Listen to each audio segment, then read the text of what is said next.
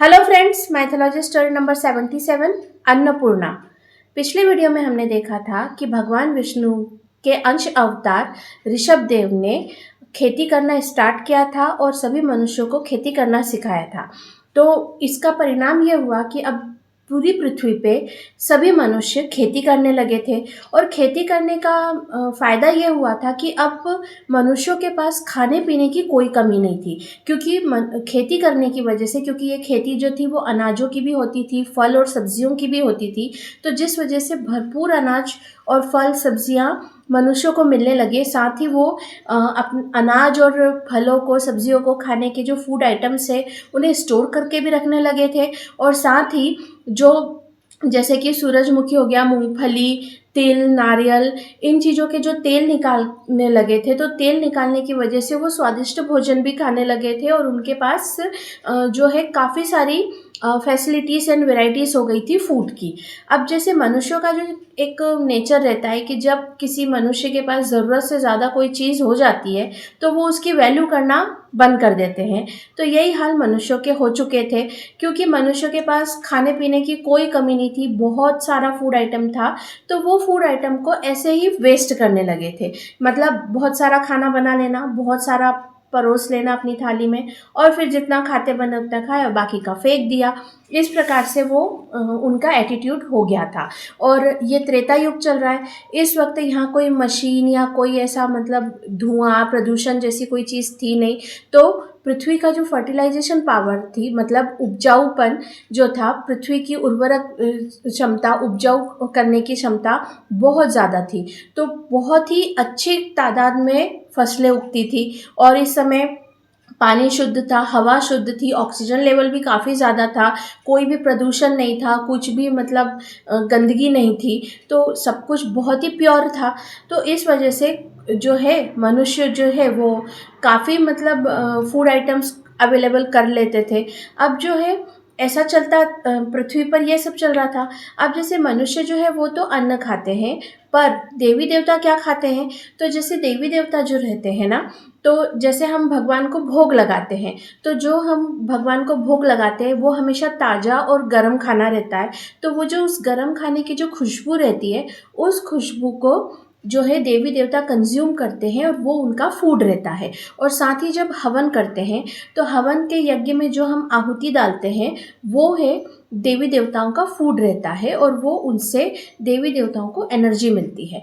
तो जो है पृथ्वी पर जो चल रहा था, तो ये सब देखकर एक देवी पार्वती को अच्छा नहीं लग रहा था, क्योंकि अन्न जो है वो मनुष्यों के लिए बहुत इंपॉर्टेंट चीज़ है, क्योंकि विदाउट फूड कोई भी मनुष्य सरवाइव नहीं कर सकता।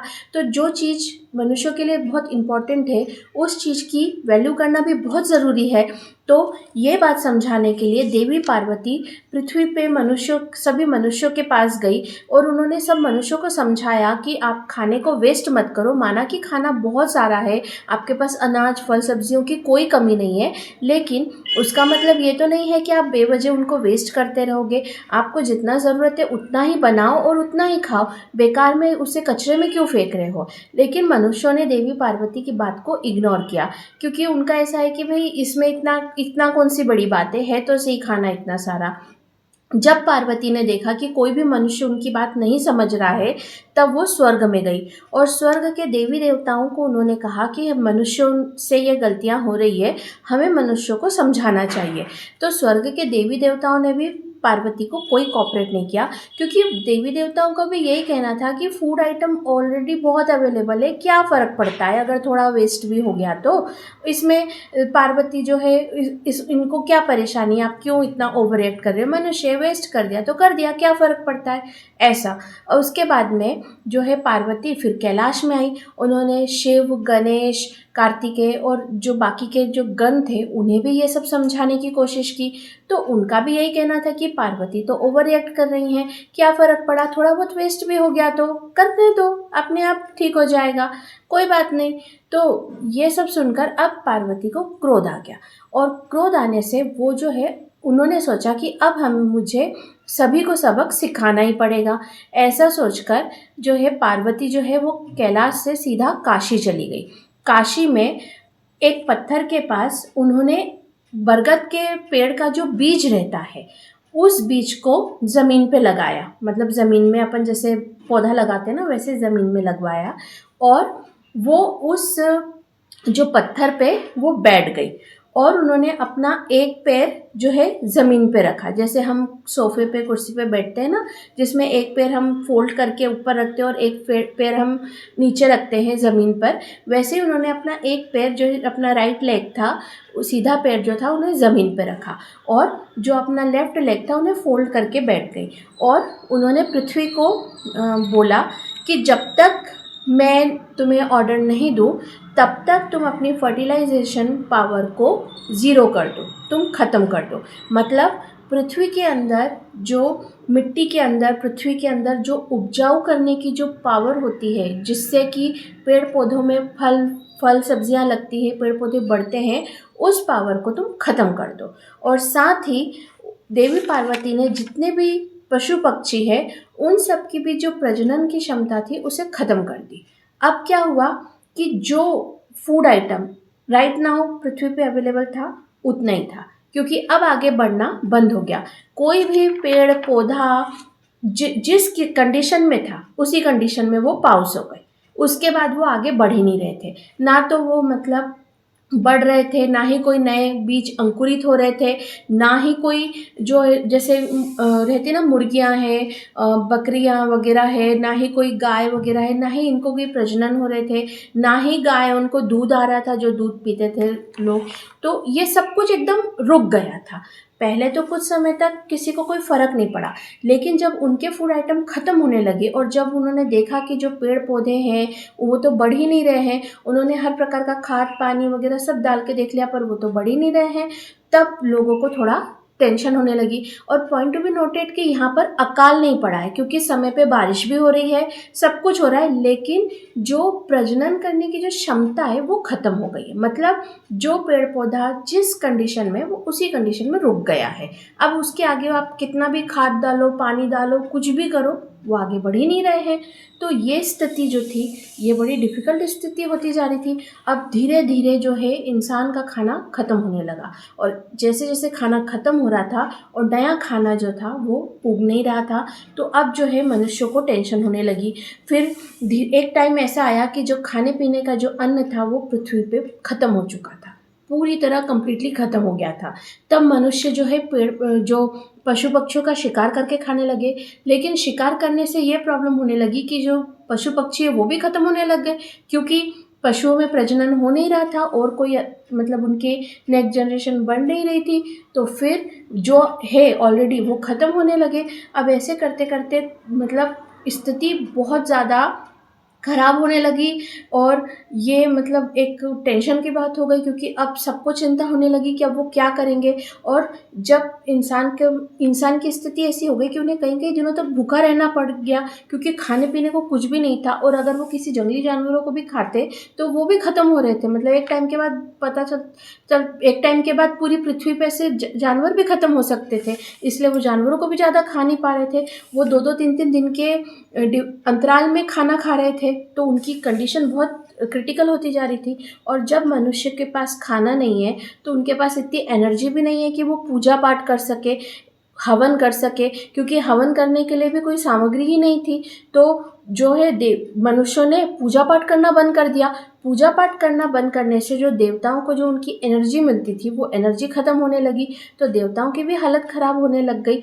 लेकिन पूरी पृथ्वी पे जहाँ पर कुछ नहीं उग रहा था, वहाँ पर देवी पार्वती जिस स्थान पे बैठी थी उस स्थान पे जो बरगद के पेड़ का जो बीज डाला था वो बीज अंकुरित भी हो रहा था, और समय के साथ वो बढ़ते भी जा रहा था।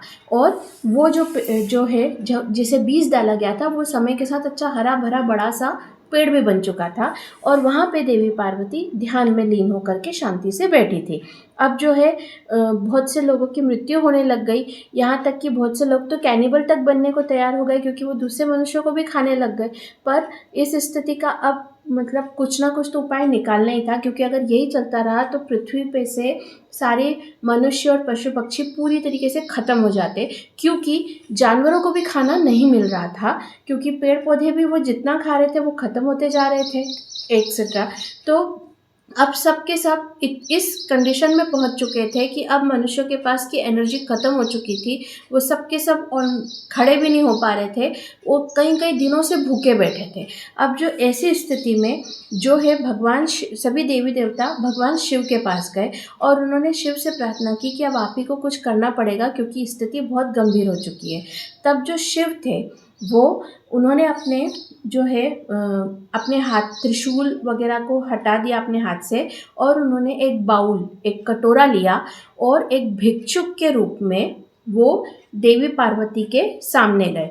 तो ये भगवान शिव का भिक्षुक अवतार है, मतलब भगवान शिव ने एक भिक्षुक अवतार भी धारण किया था। तो उस भिक्षुक के रूप में वो देवी पार्वती के सामने गए और उनसे रिक्वेस्ट करके, उन्हें माता कहकर उनसे उन्होंने भिक्षा मांगी कि, और उन्होंने कहा कि वो कई दिनों से भूखे हैं, तो वो खाना खाना चाहते हैं, उन्हें प्लीज़ थोड़ा सा खाना दे दो। इस प्रकार से उन्होंने अपना जो है ना, मतलब एकदम डाउन होकर के उनसे फूड खाने की मांग की। तो देवी पार्वती ने उनके बाउल में, जो उनका कटोरा था, उसमें थोड़ी खिचड़ी डाली। तो भगवान शिव ने वहीं पर उन्हीं के सामने ज़मीन पे बैठ कर के उन्होंने वो खिचड़ी खाई, और जैसे ही वो खिचड़ी उन्होंने खाई और उनका पेट भरा, उसी समय ऐसा हुआ कि पूरे संसार में जितने भी लोग भूखे थे उन सबका पेट सडनली भर गया। मतलब जैसे ही भगवान शिव ने पेट भर के खाना खाया, तो वैसे ही जो इतने दिनों के भूखे लोग थे वो सभी के पेट भर गया और वो सभी में एनर्जी आ गई और वो सब खड़े हुए हो सके, और वो सभी देवी देवता और सभी मनुष्य देवी पार्वती के सामने गए। अब सबको अपनी गलती का एहसास हो चुका था और उन सभी ने अपनी गलती को एक्सेप्ट करके देवी पार्वती से माफ़ी मांगी और साथ ही प्रॉमिस किया कि वो आज के बाद से कभी भी अन्न का अपमान नहीं करेंगे। यमराज ने देवी पार्वती से कहा कि वो चित्रगुप्त से कहकर अन्न का अपमान करना भी एक पाप की श्रेणी में आता है, ये मतलब क्लियर करेंगे, और जो भी मनुष्य अन्न का अपमान करेगा उसे यमराज जो है नरक लोक में ले जा करके उसको दंड देंगे, क्योंकि अन्न का अपमान करना भी पाप की श्रेणी में आता है। और ये जो है ये श्योरिटी दी। तब देवी पार्वती ने अपना पैर उस ज़मीन से हटाया और साथ ही उन्हें कहा कि आज से मैं आप लोगों की जो है भूल क्षमा करती हूँ, और मैंने जो आप लोगों को अन्न का जो तो आज से आपके पास भरपूर अन्न रहेगा, इस बात का मैं आशीर्वाद देती हूँ। और जैसे ही देवी पार्वती ने आशीर्वाद दिया, वैसे ही सडनली एक चमत्कार हो गया कि जितने भी खेत में फसलें थी वो सभी अच्छे से बढ़ गई। जितने भी पेड़ थे सभी फलों में फल लग गए, और जितने भी पशु पक्षी थे उन्होंने दूध देना भी शुरू कर दिया और उनका प्रजनन भी शुरू हो गया। और जो पृथ्वी पे जो अन्न की जो शॉर्टेज हुई थी वो वापस से पहले की तरह रिकवर हो गई। और देवी पार्वती के इस रूप को अन्नपूर्णा का नाम दिया गया। अन्न को पूरा करने वाली देवी अन्नपूर्णा, और देवी पार्वती को अन्नपूर्णा के नाम से भी उनकी पूजा की जाने लगी। और इसके साथ ही जितने भी मनुष्य थे उन्हें अब अन्न की जो वैल्यू है समझ में आ चुकी थी। इसलिए कभी भी जो जितने भी मनुष्य हैं, अब वो जब भी खाना खाते थे तो वो एक सिस्टमेटिक तरीके से खाना खाने लगे। सबसे पहली बात, उन्होंने खाना खाने की एक पर्टिकुलर जगह बनाई, क्योंकि पहले क्या होता था कि जिसका जहाँ मन करता था वो वहाँ बैठ के खाते थे। वैसे आज भी बहुत से घरों में ऐसा चलता है कि जिसकी जहाँ मन करता है वहाँ बैठ के खाते, पर ऐसा नहीं करना चाहिए। खाना खाने की एक पर्टिकुलर जगह बनानी चाहिए कि हमें वहीं बैठ के खाना है। और सभी लोग मनुष्य जो थे वो बराबर ज़मीन पे बैठते थे और पूरी रिस्पेक्ट के साथ खाना खाते थे। खाना शुरू करने से पहले वो भगवान का नाम लेते थे, स्पेशली देवी अन्नपूर्णा का नाम लेते थे, और खाने का जितना भी फूड आइटम रहता था उन सबको छोटा सा टुकड़ा तोड़ करके इस तरह थाली के साइड में भगवान को अर्पित करते थे। साथ ही वो जल जो है वो पूरी थाली पे इस तरीके से चढ़ाते थे और पूरी रिस्पेक्ट के साथ में वो खाना खाते थे। और सभी मनुष्य मेक श्योर करते थे कि कोई भी फूड आइटम वेस्ट नहीं हो। अगर सुबह का ज़्यादा खाना बना हुआ रहता था तो वो खाने को शाम को खा लेते थे, और अगर शाम का बचा हुआ खाना रहता था तो सुबह खा लेते थे, लेकिन फेंकते नहीं थे।